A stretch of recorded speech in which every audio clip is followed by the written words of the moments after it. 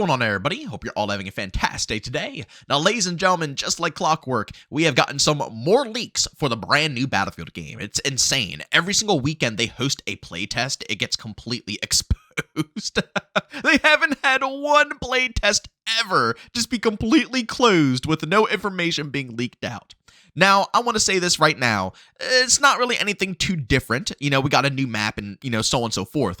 But in today's video, I want to hyper-prioritize DICE themselves and honestly just simply say thank you. Again, I shouldn't really be having any high expectations whatsoever. And trust me, I'm still very cautious, especially after a game like 2042 or even Battlefield 5 when it first initially launched. For those who don't know, DICE has a pretty rough reputation right now where they have a thick ego. And this ego was kind of dropped in the middle of Battlefield 2042, and they have become a lot more, again, I guess, community friendly.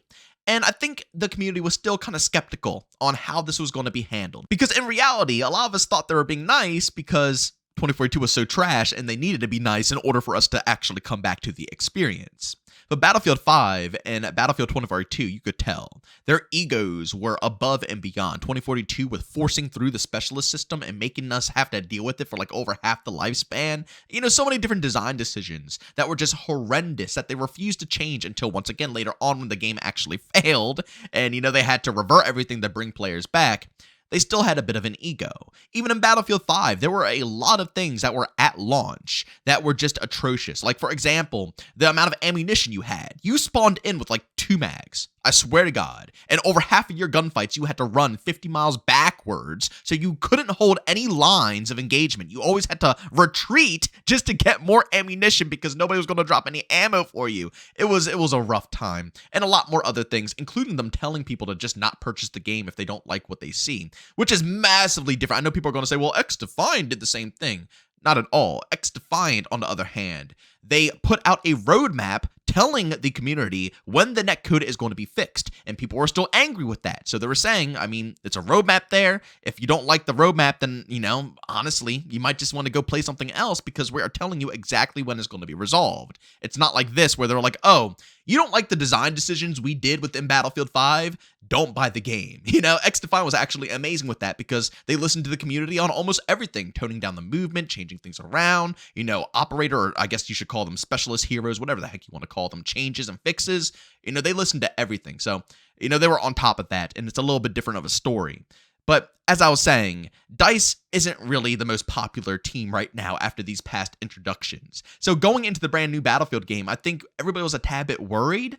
But after seeing this brand new footage, guys, they listened. First and foremost, I do want to mention the audio. The sound of this game is freaking ridiculous. It's insane. And it's nothing like 2042 like you guys are seeing right here. This game is horrifying. Like, honestly, after witnessing this brand new Battlefield game, I'm sitting here thinking to myself, what is 2042 and how did this ever exist? 2042 has worse sounds and visuals, in my personal opinion, even compared to Battlefield 5. I don't know how we went so backwards in time. But seeing this brand new Battlefield game, first and foremost, like I said, it's making me think to myself, I don't know how 2042 happened, but I'm just very thankful that it's close to being over. But the sound is outstanding. You feel like you are actually in war. It's like what we all been asking for. The atmosphere of Battlefield 1. Partial movement like Battlefield 5, right? The gameplay of Battlefield 3 and 4. Every single time I witness this game, it gives me exactly that. Because not only is the atmosphere top notch, but ladies and gentlemen, the whole community was begging for this, and guess what? They resolved it. The movement. Now, for me personally, I didn't think it was the end of the world. I would have learned it. But I think a lot of people just wanted some base movement, right? I think people are getting tired of the nonstop tack sprinting and the multiple slide cancels and 50 B hops. I think a lot of people are getting tired of this gameplay. I gotta be real. And they want to see a return to the basics of what gaming kind of used to look like back in the day. And I'm all for that. I'll be honest, I don't mind. Although I have adapted and I've learned all this new type of movement and I enjoy it, I'm also a lover of a lot of the classic games, classic Battlefields and classic Call of Duty games, where things were a bit more simple when it came down to movement. Although there were exploits, obviously, but I'm just talking about the pacing. You could tell in more modern, like I said, Battlefield 2042, or even the modern Call of Duty games like Black Ops 6 or Modern Warfare 3, they are intentionally putting in movement mechanics on purpose, whereas back in the day, when you figured stuff out like, jump shotting, drop shotting, or some of the crazy movement tech with the B-hops that you could do on Battlefield 4, or even the things that you could do in Battlefield 3, a lot of that stuff was just simply exploits. Now, they make these games for that. But I wouldn't be angry if we rewind time a little bit and have a more classic feeling type of FPS game. And I think a lot of the crowd wants this as well. And they listen to us. Again, previously we figured out that the B-hopping, I think it was like what? I said 2 to 3 different B-hops before you can't move anymore within a gunfight.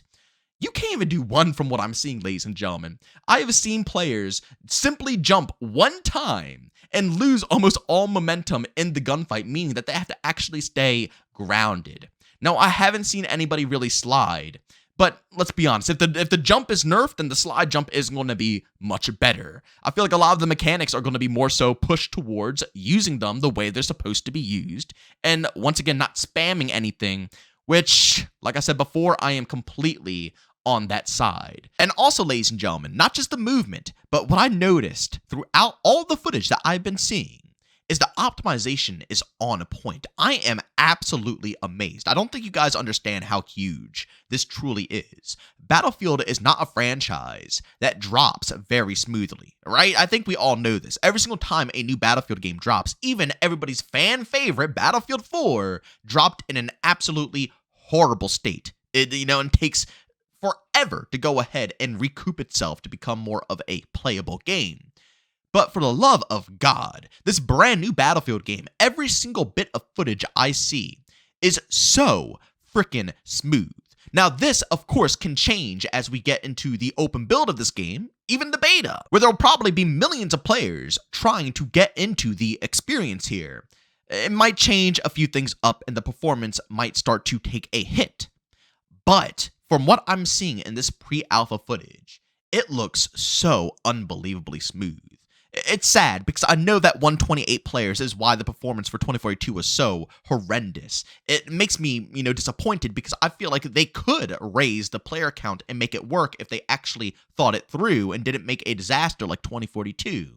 But for the time being, I think 64 is indeed the sweet spot. I would like to see them increase it sometime down the road, but if this is what needs to happen in order for us to get a game that can actually run properly, not have too many issues, and have insane destruction on top of it all, then so be it. But I gotta give DICE props, seriously, across the board.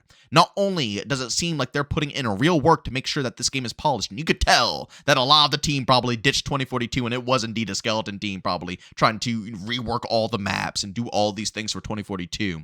So again, bravo to the team that stuck around to do that, but you could tell that probably almost the whole team has left to partake in making sure that this game is polished and good to go. But not only that, but they listened to us. They listened to the community. Again, I've always been, someone who wanted to find an in-between spot for the movement.